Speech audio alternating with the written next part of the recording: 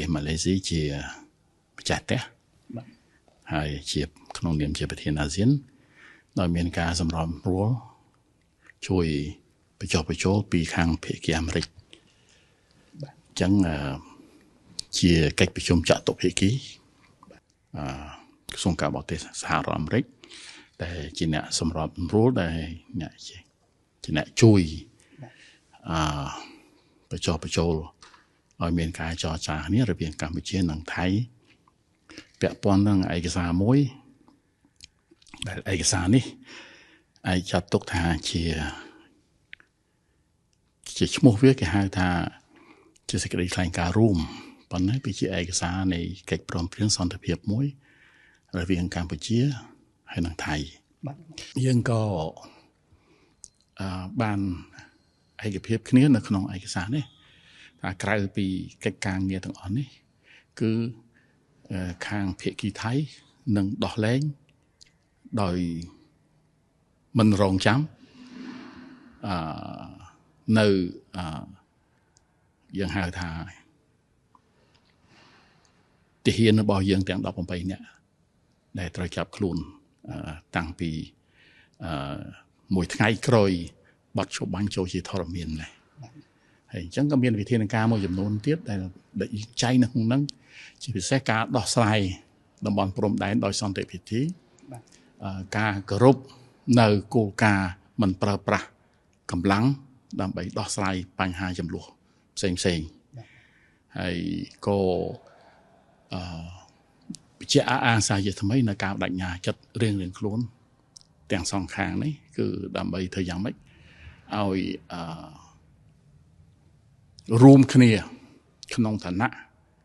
ជាប្រទេសជិតខាងអចិន្ត្រៃយ៍ពួកកម្ពុជានិងថៃមិនអាចឬដីទៅនៅកន្លែងផ្សេងបានទេយើងជាអ្នកជិតខាងពីអតីតកាលយើងជាអ្នកជិតខាងបច្ចុប្បន្នកាលហើយទៅអនាគតកាលច្រើនរយឆ្នាំពាន់ឆ្នាំក៏មិនដឹងតទៅមុខទៀតក៏យើងនៅតែជាអ្នកជិតខាងជាមួយគ្នាអញ្ចឹងយើងមានការទទួលខុសត្រូវនេះរួមគ្នាក្នុងការស្ដារនៅតំណែងតំណងប្រកបដោយភាពឡើងវិញរវាងប្រទេសយើងទាំងពីរនាំមកដល់សន្តិភាពនិងវិបុលភាពសម្រាប់ប្រទេសក៏ដូចជាសម្រាប់ផលប្រយោជន៍នៃប្រជាជនយើងទាំងពីរដែរបាទអានោះសូមក្រឡេកទៅទីនៃកិច្ចប្រជុំបន្តិចតើប្រព្រឹត្តទៅក្នុងបរិយាកាសយ៉ាងដូចម្តេចដែរបាទការប្រជុំនេះគឺជាការប្រជុំចរចាទៅលើឯកសារដែលឆ្ពោះទៅរកសន្តិភាពដែលក្នុងនោះមានយើងហៅថាផលប្រយោជន៍សម្រាប់ភាគីទាំងពីរផងប៉ុន្តែសម្រាប់ផលប្រយោជន៍រៀងខ្លួនផងអញ្ចឹងជាធម្មតាគឺការចរចាវាមានលក្ខណៈតឹងតែងដែរប៉ុន្តែដោយសារតែឆន្ទៈរួមរបស់ប្រទេសទាំងពីរក៏ដូចជារបស់អាមេរិកដែលជាអ្នកជួយសម្រុះសម្រួលនិងម៉ាឡេស៊ីដែលជាម្ចាស់ផ្ទះនិងជាប្រធានអាស៊ាននោះគឺមានការបដិញ្ញាចិត្តរួមគ្នាដើម្បីស្វែងរកសន្តិភាពសម្រាប់ប្រទេសទាំងពីរផងទាំងសម្រាប់តំបន់ទាំងមូលរបស់យើងផងជាពិសេសសម្រាប់ក្រុមគ្រួសាររបស់អាស៊ានយើងផងដែរអញ្ចឹងយើងប្រជុំទៅមានកន្លែងខ្លះក៏តឹងតែងទៅប៉ុន្តែយើងដោះស្រាយបញ្ហាផ្អែកទៅលើឆន្ទៈនោះហើយខ្ញុំអាចនិយាយបានថាគ្មានអ្នកណាស្គាល់តម្លៃសន្តិភាពជាងកម្ពុជាទេគ្មានអ្នកណាដែលខិតខំការពារសន្តិភាពជាងកម្ពុជានោះទេពីព្រោះយើងធ្លាប់រងទុក្ខវេទនាដោយសារសង្គ្រាមដោយសារការបំផ្លិចផ្លាញយ៉ាងច្រើនហើយចឹងហើយបានកម្ពុជាបានចាត់ទុកថាសន្តិភាពគឺជាទ្រព្យសម្បត្តិដែលមានតម្លៃបំផុតសម្រាប់ប្រទេសយើងចឹងក្នុង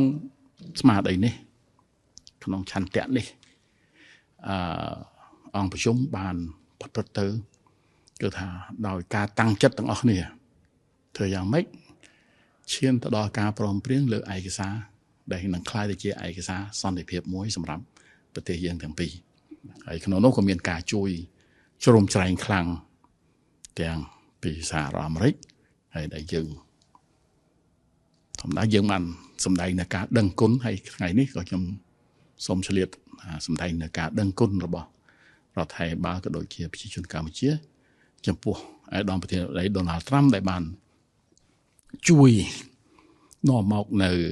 បទឈប់បាញ់សម្រាប់កម្ពុជាយើងហើយ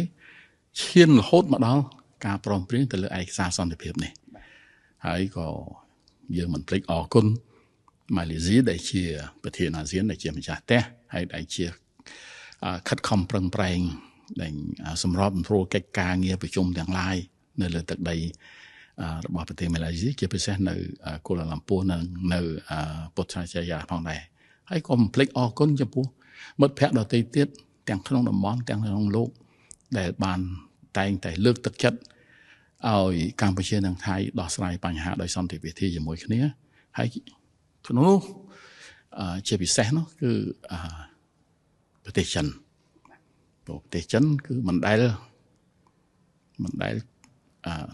សំចៃកិច្ចប្រឹងប្រែងរបស់ខ្លួននៅក្នុងការខិតខំសម្របសម្រួលរវាងកម្ពុជានិងថៃធ្វើយ៉ាងម៉េចទប់ស្កាត់ហិង្សាឡើងវិញនិងដោះស្រាយបញ្ហាជាមួយគ្នាដោយសន្តិវិធីប្រទេសចិនក៏បានរៀបចំនៅកិច្ចប្រជុំត្រីភាគី2ដងដែរនៅប្រទេសចិនគឺថាមានភាគីថៃមានភាគីកម្ពុជានិងភាគីចិនចូលរួមហើយនៅសៀងហៃម្ដងនៅអាននីងម្ដងហើយគាត់ក៏បានបញ្ជូនប្រិស័ទពិសេសរបស់គាត់មក3ដងដើម្បីធ្វើជាស្ពាននៃតំណែងស្ពានក្នុងការចរចារវាងកម្ពុជានិងថៃដើម្បីរកដំណោះស្រាយដល់សន្តិភាពថ្ងៃនេះយើងបានយប់មិញហ្នឹងយើងបានឯកភាពទៅលើឯកសារនេះហើយសង្ឃឹមថាឯកសារនេះនឹងត្រូវបានចុះហត្ថលេខាដោយនាយករដ្ឋមន្ត្រីកម្ពុជានិងនាយករដ្ឋមន្ត្រីនៃប្រទេសថៃនៅក្នុងអំឡុងនៃកិច្ចប្រជុំកំពូលអាស៊ាននៅពេលខាងមុខនេះដោយមានឯកឧត្តមប្រធានាធិបតី Donald Trump ជាសាក្សីនិងឯកឧត្តមនាយករដ្ឋមន្ត្រី Anwar Ibrahim នៃប្រទេសម៉ាឡេស៊ីក៏ជាសាក្សីផងដែរអញ្ចឹងវានឹងបើកនៅទំព័រថ្មីសម្រាប់ទំនាក់ទំនងរវាងកម្ពុជានិងថៃហើយខ្ញុំក៏សូមឆ្លៀតឱកាសនេះចង់ជម្រាបជូនដែរថាលទ្ធផលដែលយើងបានមកនេះក៏ដោយសារតែមានការដឹកនាំណែនាំជាប់ជាប្រចាំការដោះស្រាយបញ្ហាផ្សេងការឆ្លើយតបនិងការនាំផ្លូវឆ្ពោះមកកាន់សន្តិភាពពីសំណាក់សម្ដេចតេជោហ៊ុនសែនដែលជាប្រធានព្រឹទ្ធសភានិងជាប្រធានគណៈបកប្រជាជនក៏ដូចជាសម្ដេចធិបតីហ៊ុនម៉ាណែតដែលជានាយករដ្ឋមន្ត្រីនៃប្រទេសកម្ពុជាយើងក្រៅអំពីការបញ្ជាក់អះអាងសារជាថ្មីអំពីការបដិញ្ញាចិត្តរបស់ប្រទេសយើងទាំងពីរនៅក្នុងការគោរពនៅបទឈប់បាញ់អនុវត្តឲ្យបានម៉ឺងម៉ាត់នៅបទឈប់បាញ់ការគោរពគ្នាទៅវិញទៅមកជាពិសេសគឺការគោរពគោលការណ៍នៃអធិបតេយ្យបូរណភាពទឹកដីឯករាជ្យជាតិរបស់ប្រទេសនីមួយៗនិងការតាំងចិត្តសម្រាប់ស្ដារទំនុកទុកចិត្តរវាងគ្នាទៅវិញទៅមកដែលនេះជាការនាំឆ្ពោះទៅរកសន្តិភាពពេញលេញឡើងវិញរវាងប្រទេសយើងទាំងពីរយើងក៏មានរៀបរាប់នៅក្នុងឯកសារនេះនៅកិច្ចការសំខាន់មួយចំនួនដែលជាកិច្ចការដែលដូចបានជំរាបជូនហើយពង្រឹងនៅទំនុកចិត្តនិងស្ដារទំនាក់ទំនងប្រកបដោយភាពឡើងវិញរវាងប្រទេសយើងទាំងពីរក្នុងនោះមានឧទាហរណ៍ដូចជា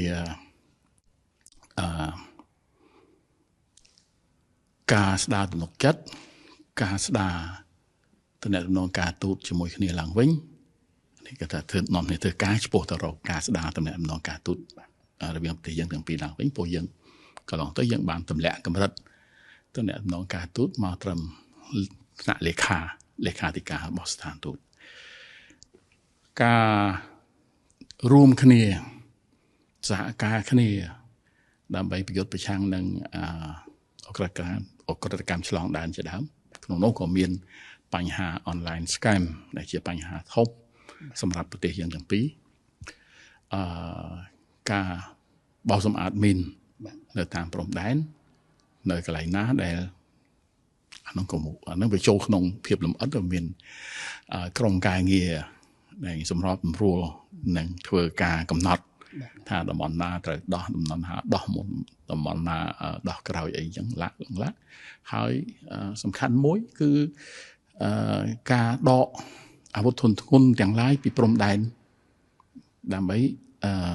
បញ្ជូនទៅកាន់មូលដ្ឋានទ័ពរបស់ខ្លួនរៀងៗខ្លួនវិញដើម្បីកាត់បន្ថយនៅភាពតានតឹងនៅតាមតំបន់ព្រំដែននេះ